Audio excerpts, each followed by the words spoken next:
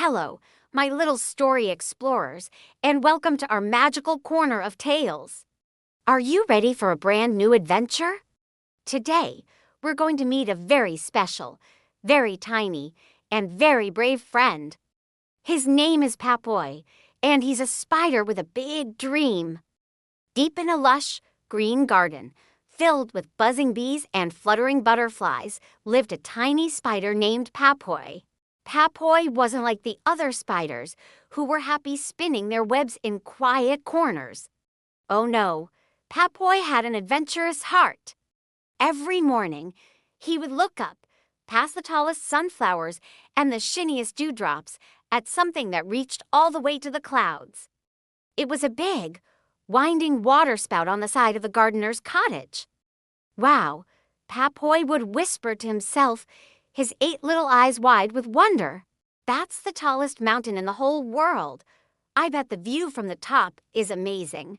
His friends, like Beatrice the beetle and Leo the ladybug, would just shake their heads. It's just a water spout, Papoi, Leo would say, polishing his red shell, and it's much too high and slippery for a little spider.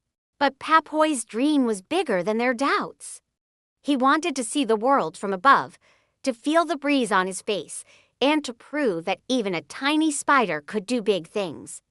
So, one sunny morning, Papoi decided today was the day.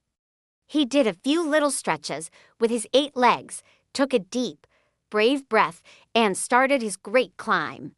"Here I go," he chirped. He began to climb up the water spout, his tiny legs moving one after the other. It was harder than it looked. The spout was smooth and slick. He would climb a little, then slide a little. "Up a daisy," he'd say, and keep going. He was making progress, inch by tiny inch. He looked down and saw his friends looking like colorful little dots. "I'm doing it," he thought happily.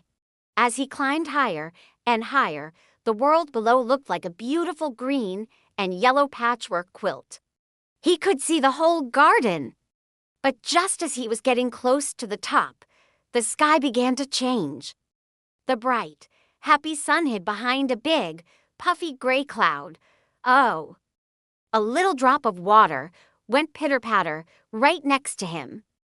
Then another, and another. The gentle pitter-patter turned into a big, splishy-splashy downpour. A river of rain started gushing down the water spout, right towards Papoi. "Ho!" he cried, holding on as tight as he could. The water was strong and fast. It pushed and pulled at him. He tried to hold on, his little legs gripping the spout, but the rushing water was too much for one tiny spider. With a big whoosh, the rain washed poor Papoi all the way down. He tumbled and spun, landing with a soft plop on a big green leaf at the bottom. He was soaked, dizzy, and a little sad. He looked up at the water spout, which seemed even taller now. His big adventure was over before it even reached the top.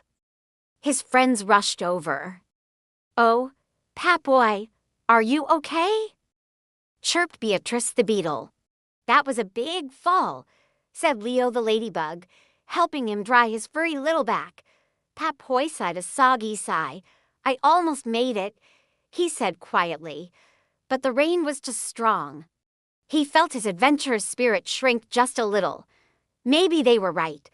Maybe the water spout was just too big for a spider so small. He sat on the leaf, watching the last of the raindrops drip from the petals of a nearby rose, feeling very discouraged. But then, something wonderful happened. The big, gray cloud moved away, and out came the warm, golden sun. Its bright rays shone down on the garden, making everything sparkle.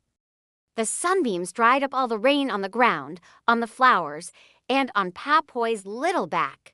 He felt the warmth spread through him, and it felt like a big, sunny hug. He looked up at the water spout again. The sun was making it shine and glitter. It looked like a silver tower inviting him to try again. And in that moment, Papoi felt his brave heart start to beat strong again. He remembered his dream. He remembered the amazing view from halfway up. He wasn't a quitter. He was Papoi the adventurer. He shook the last water droplet from his leg, stood up tall, and looked at his friends with a determined twinkle in his 8 eyes.